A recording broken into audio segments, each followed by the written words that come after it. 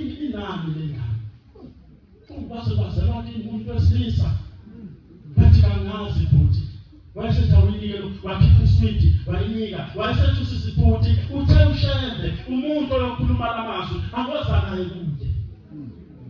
Wayesethi kulungile akazi lona wesilisa.